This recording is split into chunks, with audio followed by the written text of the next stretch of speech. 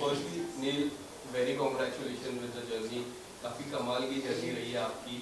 अगर कुछ बताना चाहोगे किस तरह से आपकी जर्नी रही है, इविक्शन के बारे में अगर बताना चाहोगे, was it proper for you, जिस तरह इविक्शन हुआ उसके बारे में, starting with your journey, tell us something about it.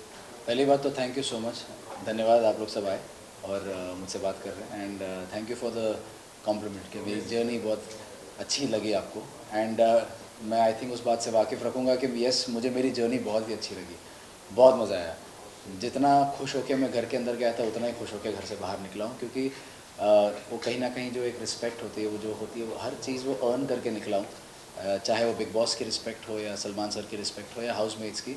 जितने भी मेरे दोस्त वहाँ बने, जितने भी लोग थे मेरे, आई थिंक उन सबसे एक अच्छा लगाव रहा एंड अच्छा रिलेशन बना अंदर, और ऑथेंटिक ऑर्गेनिक रिलेशन। और रही बात मेरी जर्नी की, तो मुझे लगता है बहुत ही ज़्यादा इंसाइटफुल, काफ़ी चीज़ें सीखने मिली। जो आसपास के लोग होते हैं उनको कैसे परखा जाता है, आई थिंक रिश्तों की अहमियत सीखी। बहुत सारी चीज़ें जो मैंने लाइफ में कभी सोची नहीं थी कि मैं ये ऐसा भी समझ सकता हूँ लोगों को, ऐसा भी हो सकता है, किसी का बिहेवियर पैटर्न ऐसा हो सकता है, तो वो सारी चीज़ें देखने मिली। एंड काफ़ी इमोशनल रही। इमोशनल इन द सेंस, ज़रूरी नहीं है कि इमोशनल मतलब रोना, इमोशनल मतलब हंसना भी होता है, खुश होना होता है। तो आई थिंक एक फुल वेल ओवर पैकेज था मेरे लिए पूरे ये journey. So I think I am very happy. रही बात इविक्शन की, तो मेरे लिए एक जो फॉर्मेट है, ये शो का फॉर्मेट है, उससे ऊपर और कुछ नहीं है। तो अगर जिस तरह से बिग बॉस ने बताया कि ये एविक्शन डबल एविक्शन के बेसिस पर किया जा रहा है, वोट्स के बेसिस पर किया जा रहा है, तो ओके ठीक है, that's the way it is. क्योंकि तब तक एक ही एविक्शन था, फिर दूसरा हुआ, तो ये हमें पता है कि होते रहता है ये सब चीज़ें। तो I was pretty okay with it. Big boss ने बोल दिया, हो गया हो गया। बात करें, आपने कल का एपिसोड भी देखा होगा कि आपको फिर से याद किया जा रहा था घर पे, विकी ने याद किया कल। नहीं, मैंने एपिसोड नहीं देखा। कल के एपिसोड पे आपको याद किया, आपका नाम भी जिक्र हुआ था। ओके। क्या लगता है कि आपने देखा नहीं, जैसा आपने बताया, क्या लगता है कि कौन है अभी घर पे आपको मिस कर रहा है उस घर पे? मुझे लग रहा है अभिषेक सबसे ज़्यादा मिस कर रहा होगा। दूसरों का मुझे इतना नहीं पता कि कितना जेन्यूनली मिस कर रहे होंगे। एक होता है just to talk about it, तो अभिषेक मुझे लग रहा है जेन्यूनली मिस कर रहा होगा। ऐश्वर्या जी के बाद आपको किस तरह से, क्या आपको लग रहा था कि अब मुझे जाना चाहिए घर पे, या फिर कंटिन्यू करना चाहिए जर्नी को as a solo player? Of course solo player. हमने हमेशा यही सोचा हुआ था कि जा साथ में रहे, लेकिन रहेंगे जिस तरह से अगर सिचुएशन बनती रही, जैसे अलग अलग कमरे में रहना पड़ा या अलग अलग खेलना पड़ा, तो that is all okay, because that is part of the whole show. जब बात भी हुई थी, यही बात हुई थी कि आप इंडिविजुअली भी सोच लीजिए और आप साथ में भी सोच लीजिए। तो उस हिसाब से ही हम सोच रहे थे कि हाँ, इफ़ एट ऑल किसी दिन ऐसा होता है, हम में से कोई पहला चला गया, जो जैसा हुआ, it is not gonna hamper the way we think about the show. सबसे बड़ा लर्निंग प्रोसेस क्या था आपकी? कोई ऐसी चीज़ जो इस घर से सबसे बड़ी चीज़ जो लर्न की हो? मैं एक बार रिंकू जी ने मुझसे पूछा था कि तेरी सबसे बड़ी खामी क्या है। मैंने बोला मैं बहुत ट्रस्टिंग हूँ, मैं बहुत जल्दी भरोसा कर लेता हूँ। तो ये नहीं कह रहा हूँ कि मैं भरोसा करना बंद कर रहा हूँ, लेकिन किस पे भरोसा करना है वो परखना समझ गया हूँ मैं। तो आई थिंक ये सबसे बड़ा लर्निंग प्रोसेस है। हमने शुरुआत में देखा जिस तरह आपकी दोस्ती थी, विकी, अंकिता, ऐश्वर्या, आप दोनों की जो दोस्ती थी, आपने मुझे एक बात अभी भी याद है कि कहा था कि जिस तरह दोस्ती ऐश्वर्या और विकी की है, उस तरह दोस्ती आपकी और अंकिता जी की नहीं है। मतलब फन लविंग दोस्ती जो बोलते हैं। जी जी जी। तो उस दोस्ती के बारे में आप क्या कहना चाहोगे? किस तरह की दोस्ती थी आप चारों की? शुरुआत चारों से करें। जैसे हम मिले थे एक रियलिटी शो में, स्टार्टर्स का एक रियलिटी शो था, तो उसमें हम लोग स्मार्ट जोड़ी करके शो उसमें मिले थे। And that was the first time we really interacted with each other. And क्योंकि एक प्लेटफॉर्म था, कंपेटिटिव प्लेटफॉर्म था, तो कंपटीशन भी था, लेकिन वो हेल्दी, बहुत ही हेल्दी जोन में वो शो था। एंड वहाँ बहुत मज़े किए। After the shoot and in between shoots Vicky और मैं बहुत बॉन्ड करते थे। We use to talk on a very different level, जैसे कि मतलब he use to see the way we are, and उसको बहुत अच्छा लगता था। तो मुझे as a man to man, as husband to husband मुझसे पूछता था कि भाई कैसे यार, how do I be like you, मैं how do I be a man like you, and how do be a husband like you. And then वो relationships की बात करना, शादी की बात करना, how to take things forward, ये सब चीज़ें बहुत हमने डिस्कशन किए। पर इमेजिन कीजिए, तीन जो भी दो तीन महीने का जो शो रहता है, उसमें हर हफ्ते हम मिलते थे, बाद में कभी उनके घर पे पार्टी होती थी तो हम उस पे भी जाते थे, वहाँ भी बात होती थी, भले ही लाइट लेवल पे बात होती थी लेकिन होती थी। तो मेरी और विकी की दोस्ती वैसी रही है। फिर विकी और ऐश्वर्या की हमेशा एक कैजुअल एंड कॉर्डियल फ्रेंडशिप रही है, जहाँ एक दूसरे की खिंचाई मस्ती होती रहती थी पहले से ही। इस शो में भी हुआ, उस शो में भी हुआ, और हम जब सोशल सेटअप में मिलते थे तब भी हुआ। अब रही बात मेरी और अंकिता की, तो हम लोग दोनों ने हमेशा ये जाना है कि उसने जाना है कि मैं जहाँ वो पवित्र रिश्ता करती थी मैं वहाँ 12/24 करोड़ बाग कर रहा था।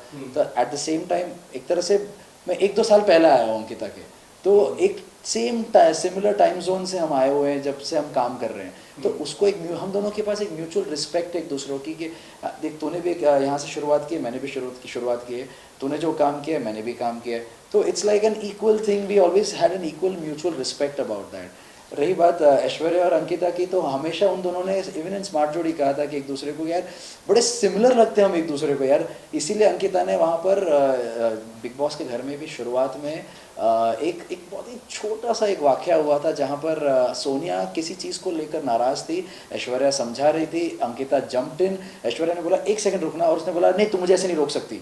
वहाँ पर एक ऐसी कोई एक झड़प हो गई थी, एंड इस चीज़ को बाद में अंकिता ने एड्रेस किया अगले दिन। उसने बोला कि नील ऐश्वर्या कोई प्रॉब्लम है मुझसे, और उसने बहुत अग्रेसिवली वो पूछा। मैंने बोला क्या हो गया, ऐसे क्यों बात कर रही है, शांति से बात कर। उसने बोला नहीं मुझे पूछना कुछ प्रॉब्लम है मुझसे क्या। मैंने बोला एक सेकंड। मैंने ऐश्वर्या को बोला ऐश्वर्या इधर बच्चे कुछ पूछ रही है, शी हैज़ अ प्रॉब्लम और not, what problem will I have no problem, do you have any problem. तो उसने बोला कि मुझे तो कोई प्रॉब्लम नहीं अंकिता, लेकिन आपका बिहेवियर थोड़ा ऑड लगा मुझे कल रात को, जिस तरह से आपने मुझे वो रोका। उससे बोला नहीं ऐश्वर्या मुझे लग रहा है कि तूने बहुत रूडली बिहेव किया। और एक बात बताती हूँ ऐश्वर्या, मुझे बहुत बड़ा ऐसा लगता है कि ना तू और मैं बहुत सेम है, तो मैंने हमेशा तुझे एक 1 हैंड डिस्टेंस पे रखा था, मुझे लगता था कभी ना कभी हमारा झगड़ा हो जाएगा। तो ऐश्वर्या ने यही बोला कि तो that's where the problem lies, आपने हमें दूर रखा है, हमने आपको दूर नहीं रखा है। सो ये चीज़ तभी on camera in front of everybody, वहाँ ईशा भी थी, नवीद था, तहलका था, हम सब ने, मैं भी खड़ा था वहाँ पर, बात हो रही थी। तो this is the kind of relation that they have shared पहले से, कि एक दूसरे को ऐसा लगता था कि एक दूसरे जैसे हैं, वो वेरी सिमिलर पर्सनैलिटीज़, वैसे वो बोलती थी तभी। जब भी ये जो जिक्र हुआ कि मेरी इस तरह की दोस्ती नहीं है, उसके बाद से पूरा डाउनफॉल है, क्या आपको भी लगता है? क्योंकि एज अ व्यूअर मुझे ऐसा लगता है कि शुरुआत की दोस्ती थी, जब आपने ये जिक्र किया कि हमारी दोस्ती इस तरह की दोस्ती नहीं है जिस तरह विक्की और उनकी है, उसके बाद से पूरी तरह डाउनफॉल ऐसा आपको लगा? नहीं, आई डोंट थिंक सो। सी जहाँ तक मुझे पता चला अंदर घर में रहते रहते, और अभी बाहर आकर भी कुछ चीज़ें पता चली है, बिना हमारे कोई प्रोवोकेशन के उन लोगों ने हमारे पीठ के पीछे बात करना शुरू कर दिया था, वो भी not a very good light. और शादी का मजाक उड़ाना, किसी कपल का मजाक उड़ाना, किसी क्योंकि तुम्हारा रिश्ता वैसा नहीं है तो दूसरों के साथ दूसरों के रिश्ते पर टिप्पणियाँ देना, and not in a good healthy sense. आप टिप्पणी दे सकते हो लेकिन इन हेल्दी सेंस हो तो बराबर है, समझ सकता हूँ, लेकिन उनका कभी भी हेल्दी सेंस में था नहीं, जो मुझे चीज़ें समझ में आई है। और वहाँ रहते रहते भी मुझे यही चीज़ों को मैंने भांपा और इसको एड्रेस करने की कोशिश की इन अ फ्रेंडली जोन। जो मैं जानता हूँ विकी को, मैं उतना एटलीस्ट उतना विकी को जानता हूँ कि मैं अगर उससे बात करूँ तो सुलझे हुए तरीके से बात को मैं सॉल्व कर सकता हूँ, और मैंने वही करने की कोशिश की थी जब उसने वापस से ऐश्वर्या को पोक किया, और ये कहते हुए कि इस घर में 2 पीड़ित हैं ऐसे। तो हमेशा अगर आप अपने आप को पीड़ित मानते हो तो आपने शादी क्यों की? मेरा सवाल इतना ही था, और ऐश्वर्या का भी सवाल इतना ही था कि आपने शादी क्यों की अगर इतना आपने आपको पीड़ित बताते हो, हस्बैंड कम्युनिटी करते रहते हो। So I think it's not a healthy thing to talk about your marriage in this light.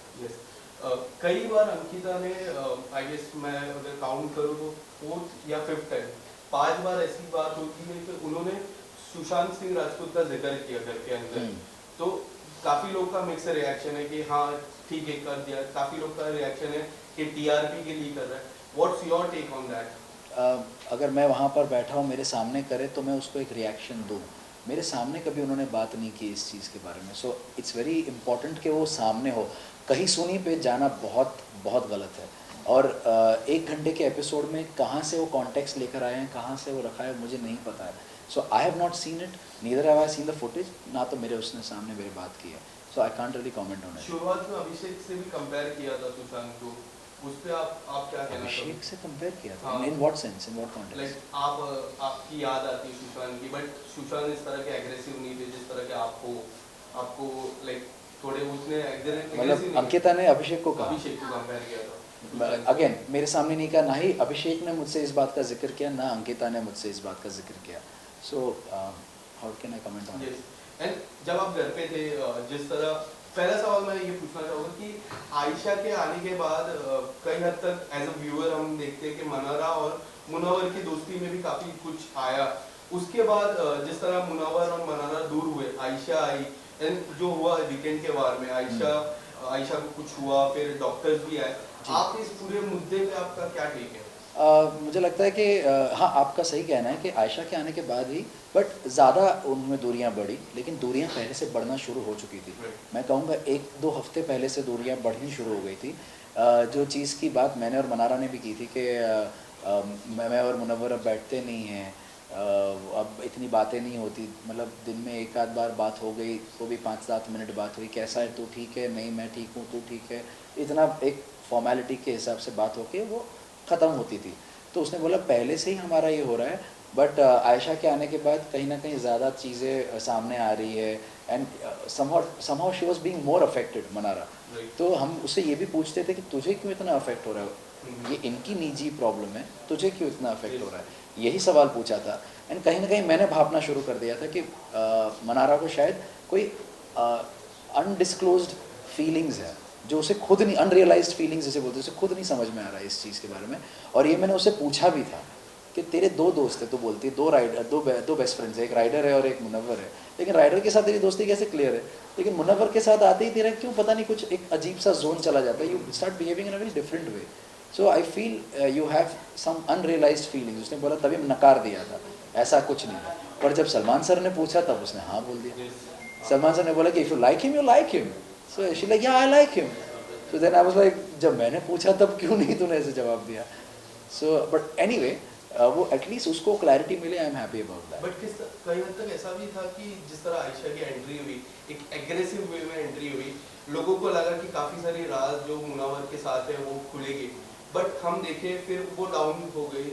Munawwar के साथ उनका दोस्ती अच्छा हो गया, काफ़ी सारे बात वो लोग शेयर करते. फिर अब ये जो वीकेंड के वार है उसके बाद से फिर से ऑन टॉप जो है उस तरह का. क्या आपको ऐसा लगता है कि किस तरह की गेम है आयशा की अब? मुझे जिस तरह से समझ में आया, पहले जब आई थी तब मुझे भी यही लगा कि शी माइट कम आउट. मैंने ऐश्वर्या को बोला this is what 10th week wild card should look like. तो जिस तरह से आई, बातचीत कर रही थी एंड एवरीथिंग, सबको एक एक वन लाइनर्स में जवाब दे रही थी. बट येस, जब जैसे ही उसने जिस चीज़ के लिए वो आई थी, वो she wanted a sorry and she wanted कि मुनव्वर की लाइफ में वो चीज़ें इम्प्लीमेंट हो जो उसने उसके साथ की है. तो उसको वो सुधार देखना चाहती थी मुनव्वर की लाइफ में. तो कहीं ना कहीं वो मुनव्वर जैसे ही आते ही उसने माफ़ी मांगी, और उसका जो लिहाज था और जिस तरह से वो लहजा था बात करने का उसके साथ, आई थिंक उसने बहुत खूबसूरती के साथ उसको संभाला है. एंड रिस्पेक्टफुली आयशा से उसने बात की. पर जब 2 हफ्ते बाद जाकर जब सलमान सर ने एक तरह से उनका एक पर्सपेक्टिव पेश किया कि हमें बाहर से जो दिख रहा है वो ये दिख रहा है कि किस तरह से आयशा ने आपसे खाली एक प्लेटफॉर्म पर आकर बात करने की कोशिश की. उन्होंने एक बहुत ही छोटा सा एग्जांपल दिया कि मुनव्वर, आपने कभी इस बारे में सोचा कि आप स्टैंड अप कॉमेडी कर रहे होते और उसके बीच में अगर कोई एक लड़की आके, सपोज आपकी कोई एक एक्स आके आपसे बात कर दी on stage at that time, what would you do? You would say okay fine, yes we can talk about it, can't you wait for 20 minutes, हम बात करते इसके बाद, यही करते. तो सेम बात थी, अगर आप उसको इतना नहीं बोल सकते थे, कुडंट यू वेट? तो I feel she could have waited. उनका यहाँ आने का मोटिव जितना और जान पाता उससे पहले मैं घर से बाहर आ गया, तो मुझे ज़्यादा जानने का मौका नहीं मिला. और मैं फ़िलहाल अभी एपिसोड्स देख नहीं पा रहा हूँ, सो आई कांट रियली कमेंट कि वो किस तरह की गेम है, क्या वो जेन्यून था नहीं था, वो परखना और थोड़ा वक्त चाहिए होता, क्योंकि ज़्यादा टाइम वो मुनव्वर के साथ थी, हमारे साथ नहीं. कई हद तक ऐसा नहीं लगता कि समझ का कोई इंडिविजुअल गेम नहीं है? अगर हम इस बार की नॉमिनेशन की बात करें, जिस तरह ईशा और अभिषेक के बीच में झगड़ा हुआ, हम देख रहे हैं समझ आके प्रोवोक कर रहे हैं अभिषेक को. कई बार उन्होंने किया भी है, जब आप घर पे भी थे, बीच में आ जाते, कोई भी ईशा से लड़े तो बीच में आ जाते हैं, वो उनका कुछ अलग ही टेक रहता है. आपको नहीं लगता कि उनका इंडिविजुअल गेम नहीं है? वो आए हैं ईशा के लिए और ईशा के साथ ही खेलेंगे, अपना एक कोई इंडिविजुअल गेम नहीं है. क्या आपको लगता है ऐसा भी? आप उस इंसान से वो सवाल पूछ रहे हो जिसने यही सेम चीज़ पॉइंट आउट किए नॉमिनेशन में. राइट. वो मेंढक वाला जो नॉमिनेशन था जिसमें गिल्ट फ्री नॉमिनेशंस थे, उसमें यही चीज़ मैं 3 बार गया था और मैंने ये चीज़ पॉइंट आउट की थी कि आपकी इंडिविजुअल गेम दिख नहीं रही है। बिकॉज प्रॉब्लम वॉज जब आप आए तो आप किसी एक वजह से आए थे, आप ईशा के वजह से आए थे, एंड वेरी रिस्पेक्टेबल थिंग कि अपनी गर्लफ्रेंड की इज्जत बचाने के लिए वो आया था और अपनी गर्लफ्रेंड को बचाने के लिए आया था, जिसमें जिस तरह से उसको लग रहा था कि उसका और अभिषेक का जिस तरह से चल रहा था, he came in and gave the clarity कि this is what the reality is, मैं इसका बॉयफ्रेंड हूँ, ये मेरी गर्लफ्रेंड है, विच आई ऑलवेज रिस्पेक्ट। और मैंने आज भी मैंने बोलता हूँ और मैंने तब भी बोला था शो में, it's a very noble thing that you done. और उसके बाद एक वजूद वाली चीज़ हुई थी उसमें कि उसका वजूद सिर्फ ईशा की वजह से रह गया। फिर कहीं ना कहीं उसने अपना एक स्टैंड बनाने की कोशिश की, इसके एंटरटेनमेंट मस्ती करते हुए लोगों को पसंद आने लगा, बट अदर देन दैट वो बस उधर ही रह गया। फिर वापस विकी के साथ एक प्रॉब्लम हुई जहाँ पर विकी ने बोला कि मेरी बीवी को मैं बोल सकता हूँ खड़ा हो तो बैठ तो बैठ, पर तू अपनी गर्लफ्रेंड को कंट्रोल नहीं कर सकता, किस तरह का बॉयफ्रेंड है, ये चीज़ उसने बोली। तो इस मुद्दे को लेकर उसने झगड़ा किया, फिर वापस वो ठंडा हो गया और उसी विकी के साथ वापस मिल गया। तब मैंने उसे एक चीज़ पूछी भी थी कि भाई where is your stand, it's not that कि तू झगड़ा कर उसके साथ, but be clear, are you okay with him talking like this about your relation? If you are okay, मैं देख रहा हूँ तेरा क्या स्टैंड रह गया है अभी घर में, जिस मुद्दे को लेकर तो आया था इस घर में, अभी वो स्टैंड रहा नहीं है। एंड लेटर ऑन जैसे ही मैंने ये बात की थी तो उसके बाद उसने वापस से झगड़े करने शुरू कर दिए थे, और सिर्फ एक इंसान के साथ, अभिषेक के साथ। क्योंकि अभिषेक अगर ईशा के साथ कोई भी अगर लड़ाई कर रहा है या उनका आर्ग्यूमेंट भी नॉर्मल लेवल पे आर्ग्यूमेंट हो रहा है, वो बीच में आके कोई ना कोई चीज़ बोल के जाएगा, आते चलते फिरते कुछ ना कुछ बोलेगा। इस हद तक अभी उसका प्रोवोकेशन जा चुका है जहाँ तक उसको अभी ना they are pushing him to the corner right now, Abhishek को जानबूझ के, ताकि वो ऐसी कोई हरकत करे ताकि वो ऑन रूल फॉर्मेट वो बाहर निकल हो जाए, बाहर चला जाए। But I feel this is very wrong. जिस तरह से किसी को इतना मेंटली टॉर्चर कर दो, इतना उसको वो कर दो कि वो इंसान इस तरह से रिएक्ट करे, आप जानबूझ के रिएक्शन लाना चाह रहे हो। और मैं अभिषेक को यही समझाता था कि डोंट रिएक्ट। नील, एक वाक्य हुआ था जब आप उस कमरे में मौजूद नहीं थे, जो बाहर काफी चर्चा हुई उसके बारे में, जो स्लैप मूव था विक्की का और जी अंकित जी जी का। जी आप मुझे नहीं पता थे, चला इस बारे में। आपको बाद में पता चला। जी। काफी सारी बातें हुई। आप अगर कुछ डिटेल में बताना चाहो किस तरह से घर का माहौल क्या था उस दौरान, जो पहला 2-3 घंटा था, क्योंकि कोई लोग काफी अलग वे में भी रिएक्ट कर रहे थे। ऑनेस्टली काफ़ी सारे लोग विकी की बातों में आ जाते हैं, तो वो एक अलग, आपको तो पता ही है फेक नैरेटिव स्प्रेड करने में वो माहिर है घर में। पर कुछ लोग हैं जो संभल गए हैं और अभी जानते हैं उसकी असलियत। तो और स्पेशली जब 3 जन ने देखा, उसमें से एक ने बैकआउट किया, अनुराग ने बैकआउट किया, अरुण और अभिषेक बोल रहे हैं कि यस ऐसी चीज़ उसने की थी। हालांकि मैंने देखा नहीं है तो मैं बोल नहीं सकता। मैंने वो फुटेज देखी and I felt that yes it was a very aggressive move and I don't condone such behaviour with anyone. आप पत्नी तो छोड़ ही दो, मैं किसी के साथ भी ये बिहेवियर कंडोन नहीं करता। मैं किसी को ऐसे हाथ दिखाऊं, कुछ करूँ, that means my intention is to hit you, और वो नहीं सही है। तो आई फील उस वक्त घर में ऐसा कुछ माहौल ऐसा नहीं था कि, क्योंकि हम लोग आई थिंक ब्लाइंड्स डाउन थे और हम लोग अपने अपने कमरे में थे। मुझे पता नहीं था कि ये चीज़ हुई थी, एंड मैं जब बाहर आया तब मुझे पता चला कि ऐसा कुछ हुआ। तो किसी को इसके बारे में बहुत ज़्यादा पता नहीं था, पर धीरे धीरे पता चलना शुरू हुआ कि ऐसा ऐसा हुआ है। And everybody after hearing it, क्या बात कर रहे हैं, ऐसा ये रिएक्शन ये था। और उसके बाद शायद विकी से बात की होगी तो उसने उस चीज़ को डिफ्यूज़ किया होगा। पर जिसको पता है उसको पता है, और ऑडियंस को भी पता है, उन्होंने देखी है वो चीज़। आप मीडिया वाले हैं, सबको आपको पता है कि क्या देखा है आपने। So I don't need to say anything more, I don't condone such behaviour, that's all I can say. दो आखिरी सवाल। एक सवाल मेरा ये है कि क्या आपको लगता है मुनावर सबसे ज़्यादा वेल प्रिपेयर है, क्योंकि उन्होंने इस तरह का शो ऑलरेडी जीता है और उनकी जो होमवर्क कहते हैं काफ़ी अच्छा है, आपको लगता है? तो नहीं, मुझे नहीं लगता। शुरुआत में लगता था, in the beginning, very beginning, but at the same time I will still say that he is one of the most smartest people inside. उसमें जो अंडरस्टैंडिंग पावर है, परखने का पावर है, बहुत अच्छा है। वो चीज़ों को बहुत अच्छी तरह से एनालाइज करता है। बट दैट्स नॉट टू से कि वो बहुत सबसे वेल प्रिपेयर्ड था, क्योंकि ये मेरी रिंकू जी से भी बात हुई थी, और ये आई थिंक 10वें हफ्ते में ही मेरी बात हुई थी, if I am not wrong, जहाँ मैंने उनसे कहा था कि अगर जो मेरी समझ है, क्योंकि गेम की बात बहुत सुनने में आती है शो में, हम अंदर जब थे ना, अरे क्या गेम है, क्या वीक गेम है, क्या स्ट्रॉन्ग गेम है, बहुत सुनने में आता था ये सब। तो मैंने उनको एक ही सवाल पूछा था कि गेम है क्या, how do you define game. Right. ये जस्ट कहीं सुनी पे नहीं जाना है, भेड़ चाल में नहीं चलना है कि वो गेम गेम बोल रहा था मैं भी गेम गेम की तरह बात करूँ. What the hell is a game in this, what is a game. तो जवाब नहीं था किसी के पास. मैंने रिंकू जी से पूछा था, मैंने अनुराग से पूछा, ऑन अ वन लेवल मैंने ऐश्वर्या से पूछा था. किसी के पास इस चीज़ का एक्चुअल आंसर नहीं था. तो I said I will tell you what I understand of the game. Game is ये रिश्ते. क्योंकि हर बार बिग बॉस ने एक ही चीज़ बोली है कि आप लोगों को ऐसा लग रहा है कि ये कोई गेम है, ये रिश्ते हैं, ये रिश्तों का घर है, रिश्तों की कुछ अहमियत होती है, कोई इम्पोर्टेंस होता है उसका. तो that those words kept ringing in my head कि ये रिश्ते हैं, जो रियल ऑर्गेनिक रिश्ते बने हैं वो इम्पोर्टेंट है. और ये आपका देखा जाता है कि गेम क्या है. तो इसमें उल्टा कौन चला? विकी. उसने एक नंबर बनाया कि ये इतने नंबर के लोग मुझे चाहिए ताकि मेरा नॉमिनेशन ना आए, पर उसने रिश्ते नहीं बनाए उसमें, इसलिए बार बार वो नंबर लिस्ट चेंज होती थी. Yes. यहाँ पर मैंने जेन्यून रिश्ते बनाए, अपने आप से वो नंबर बनता है. क्योंकि जब आप रिश्ते बनाते हो तो आपका आदमी आपको कभी वोट आउट नहीं करता है या नॉमिनेट नहीं करता है. And that's a organic relation. Today what Abhishek and I share, Rinku ji and I share, Jigna ji and I share, Navid and I share, it is organic relation. Right. Lastly, who is your top 3 and winner? It's very difficult to say top 3 कौन है, because ये show का format ऐसा है ना, जैसे मैंने अगर टॉप 3 के नाम ले लिए और डबल एविक्शन में 2 निकल गए तो बाद में इट डजंट मेक सेंस. बहुत अभी भी थोड़ा जल्दी है बोलना टॉप 3 कौन है. Yes. Thank you so much, Neel. And एक बात मैंने जो पर्सनल लेवल पे सीखी है आपसे, आपकी जो जर्नी देखी है, कई बार ऐश्वर्या जी एग्रेसिव हो जाते थे, बट आप उस पॉइंट पे काफी काम रहते थे, तो वो सीखने जैसा काफी कुछ था. तो ये गलत है. ये गलत है कि वो अग्रेसिव हो जाती थी. ऐसा नहीं, मतलब कई बार जैसा झगड़ा होता था.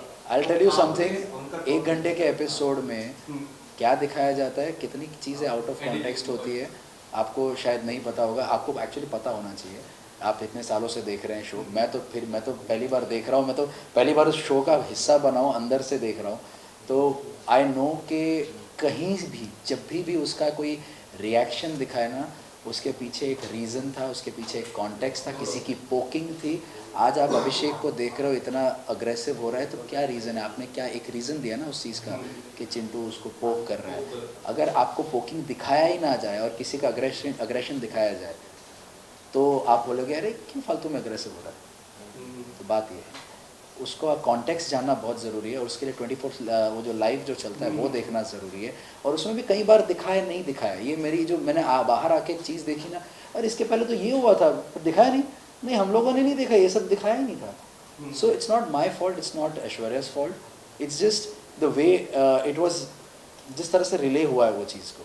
तो ये बहुत गलत चीज़ है कि वो अग्रेसिव हुए और मैंने शांति से उसको समझाया या संभाला. ये बहुत अलग चीज़ है, क्योंकि जहाँ जहाँ मैं अग्रेसिव हुआ हूँ उसने मुझे संभाला है. जहाँ जहाँ मेरी तबीयत ख़राब हुई है उसने मुझे संभाला है.